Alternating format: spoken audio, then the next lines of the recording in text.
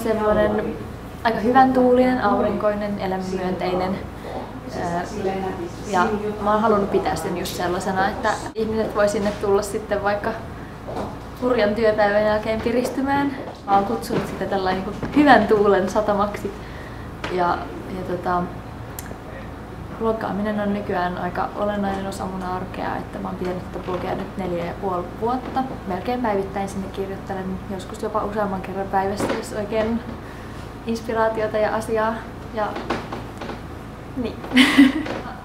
Ehkä mä houkuttelisin mun blogiin käymään juuri sillä, että jos haluaa semmoista hyvän tuulista luettavaa ja kiinnostavia pieniä asioita löytää arjessa ja kiinnostavia yksityiskohtia ja kauniita asioita, niin silloin voi viihtyä mun blogissa.